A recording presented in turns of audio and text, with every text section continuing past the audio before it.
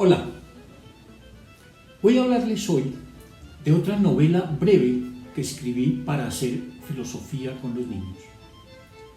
Su título es La pequeña tortuga ante el gran espejo del fondo marino. Se suele trabajar con niños y niñas entre 6 y 7 años que tienen ya un dominio básico de la lectura y la escritura. Ordinariamente se lee cuando cursan el segundo grado de la educación básica, aunque podría hacerse antes o después.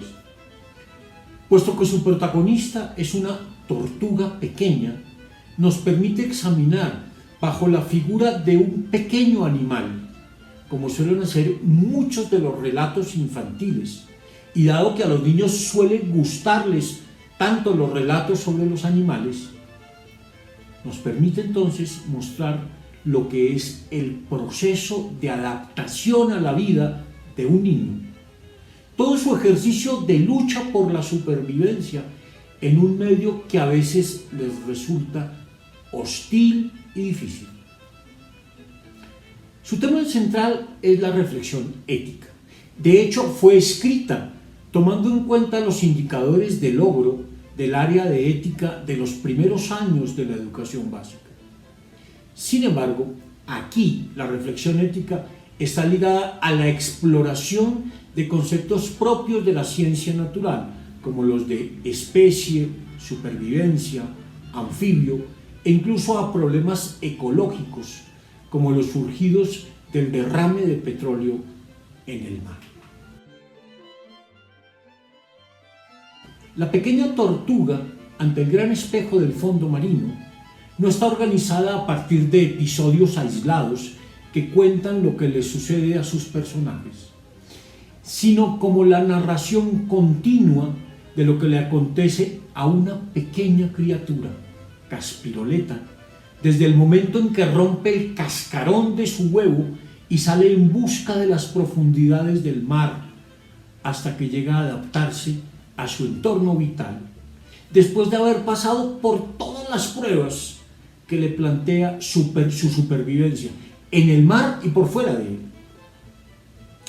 Todo ello se va contando a lo largo de 7 capítulos, en que Caspiroleta encuentra amigos, reconoce a sus padres, descubre su cuerpo y sus sentidos y enfrenta una tras otra las múltiples pruebas que acarrea su adaptación a los ciclos de la naturaleza. Cada capítulo tiene su propia unidad narrativa y está escrito en párrafos cortos, con letra grande, de tal manera que la lectura se les facilite a los niños. Los nombres elegidos para sus personajes, que empiezan todos por C, Caspiroleta, Coperta, Casimiro, Campero, Cocoazú, pretenden expresar cualidades físicas y morales que los niños podrían explorar a medida que profundizan en la historia y la recrean con sus propias reflexiones. Se dejan además, como en otras novelas, espacios en blanco para que los propios niños ilustren la historia con sus dibujos, con imágenes y fotografías elegidas por ellos mismos e incluso con pequeños escritos en que consignan sus reflexiones sobre la historia. Las novelas de los niños las deben ilustrar ellos mismos. Los adultos deberíamos evitar darles imágenes prefijadas de las cosas o condicionar con nuestras ilustraciones la propia imaginación de los niños. La historia es suya y ellos mismos deben ilustrarla.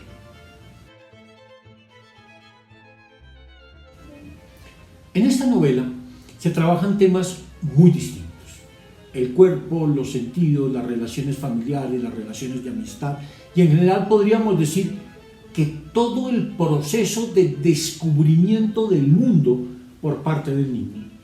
Este proceso, desde luego, es indesligable del descubrimiento de la naturaleza en él mismo, de su cuerpo, sus sentidos, su capacidad de comunicarse con el mundo, sus relaciones sociales más básicas, con sus padres, con sus amigos, en el juego, etc. Esta es la razón por la cual elegí el personaje central y el título mismo de la novela, La pequeña tortuga ante el gran espejo del fondo marino. Allí están dos elementos en contraste, una pequeña tortuga y un gran espejo situado en el fondo de la inmensidad del mar. Es ahí lo esencial, la fragilidad y vulnerabilidad de la criatura viva ante la inmensidad del mundo al que necesitamos adaptarnos.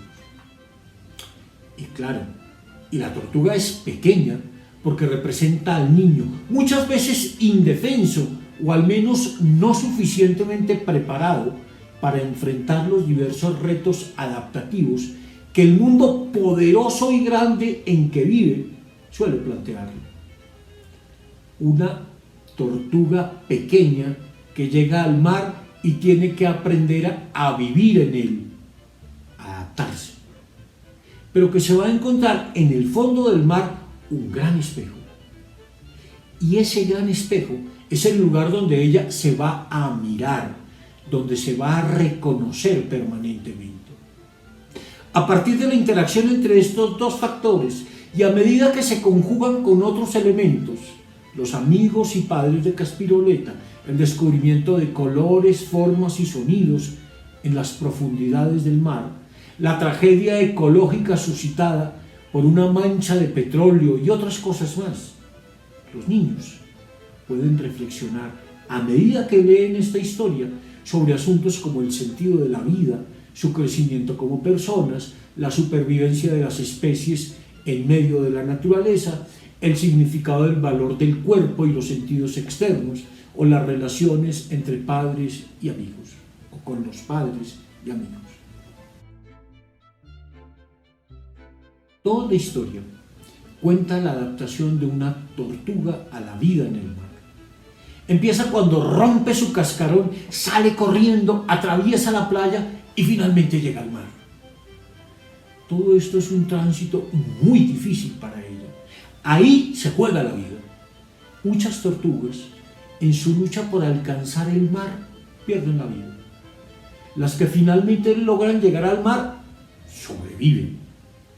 Pero entonces tienen que aprender a vivir. En el caso particular de esta tortuga, Caspiroleta, se va a encontrar que en el fondo marino hay un espejo en donde ella se puede mirar, en donde empieza a reconocerse a sí misma. Allí se va a hacer todas esas preguntas que todos nos hacemos cuando nos miramos al espejo. ¿Este soy yo? ¿Estaré demasiado gordo o demasiado gorda? ¿Quién me va a querer así como soy? Y muchas más. Todo esto es un proceso de adaptación, de lucha por la supervivencia, que pueden leer los niños a través de la historia de la tortuga, pero que es sobre todo la historia de ellos mismos, de su propia adaptación a la vida, de su descubrimiento de los sentidos, del cuerpo y del entorno familiar y social. El primer capítulo de la novela trata del viaje de la pequeña tortuga hacia las profundidades del mar y toca algo que es muy común en los niños de hoy: todas las dificultades que tienen para adaptarse a un medio que es exigente, que les pide todo el tiempo una serie de habilidades que no son fáciles de adquirir. Por ejemplo, cierto tipo de habilidades psicomotoras, de coordinación de movimientos. Una de las grandes dificultades que tiene esta pequeña tortuga es la de coordinar los movimientos de sus miembros y, dejándose guiar por la luz del sol que se encuentra en el horizonte, llegar a su destino final, el mar, que habrá de convertirse desde entonces en su casa. Es muy probable que muchos niños, sobre todo aquellos que sufren con sus dificultades motrices, se sientan identificados con esta pequeña tortuga que experimenta dificultades en su camino hacia el mar, como se relata al puro comienzo de la novela. Caspiroleta puso en tensión todos sus músculos y empezó a coordinar uno a uno sus pasos. La pata izquierda delantera fue la encargada de hacer el primer desplazamiento. Fue un movimiento lento, casi vacilante. Sin embargo, tuvo la fortuna de animar a los demás miembros de su cuerpo a hacer lo mismo. Poco a poco empezó a moverse con movimientos cada vez mejor coordinados. Mientras la pata izquierda delantera intentaba coordinar su movimiento con la pata derecha trasera, la cabeza se movía lentamente, intentando descubrir la dirección que marcaba el viento, y los ojos hacían el esfuerzo por mirar el mar más de cerca, con el fin de dirigir hacia allí todos sus esfuerzos. El sol que alumbraba en el horizonte le servía de guía en su larga travesía hasta las aguas marinas. Su llegada hasta el gran océano le llevó una tarde entera.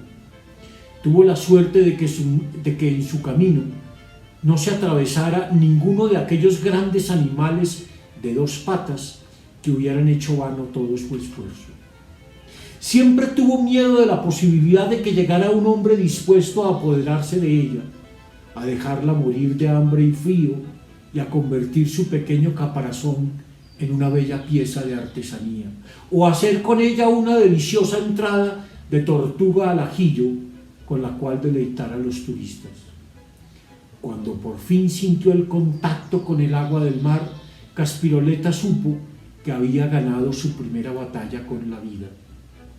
De todas maneras, ese primer contacto no fue precisamente algo deleitoso o refrescante. Le sobrevino con una ola que la disparó lejos de donde estaba y le hizo retroceder casi 3 metros del camino que ya tenía andado. Por suerte, poco tiempo después, vino una segunda ola que fue mucho más benévola y que en vez de devolverla hacia la playa, la lanzó definitivamente a las profundidades del mar. Allí empieza todo su descubrimiento del mundo. Una vez logra llegar al mar, empieza a descubrir múltiples cosas. Descubre formas, colores y otros objetos del sentido de la vista. Descubre sonidos, olores, sabores. Descubre poco a poco que tiene un cuerpo, que puede tocar a otros y sentirlos a través de su tacto. Pero descubre también que hay amigos, familiares. Y todo esto les plantea a los niños cantidades de interrogantes. Y desde luego descubre Caspiroleta que su casa puede estar amenazada por los depredadores.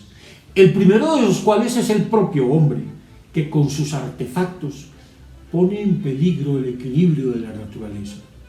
Esto último se verá allí a través de la gran mancha de petróleo que amenaza su hábitat.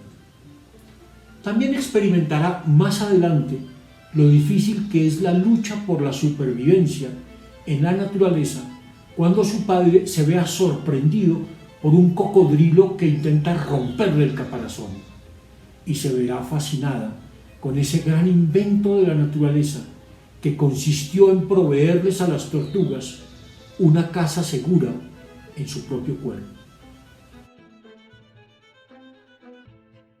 En varias ocasiones, los padres y maestros y hasta ciertos niños me han preguntado por qué y cómo escribí esta novela.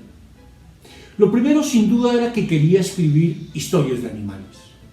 Me gustan los cuentos sobre animales y por esos días había leído muchísimos, y además acababa de escribir mi primer relato sobre animales, Basilio y Carlota, la historia de amistad entre un sapo y una mosca.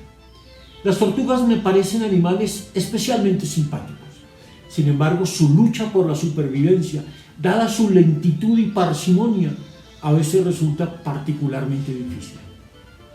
Me había impresionado muchísimo un video de la National Geographic que había visto unos días antes y en el cual un tigre, después de varios minutos en que intenta romper con sus dientes y golpeándolo fuertemente el caparazón de una tortuga, termina finalmente por dejarlo, incapaz de vencerlo.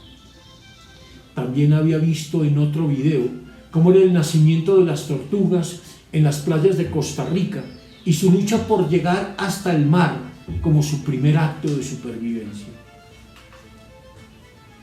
era el animal que buscaba, el que mejor se acomodaba a los asuntos filosóficos que quería tratar: la fragilidad de la vida, la lucha por la supervivencia, el reconocimiento de sí, el cuerpo, los sentidos, etc. Porque además de todo esto, su cuerpo era también su casa, y porque su vida es tan frágil como la del cachorro humano que representan nuestros niños. Me dio entonces a la tarea de profundizar en la vida de las tortugas. Busqué videos, leí libros, hice consultas en internet hasta que me familiaricé con la vida de las tortugas, con sus costumbres, con sus ciclos reproductivos, etc.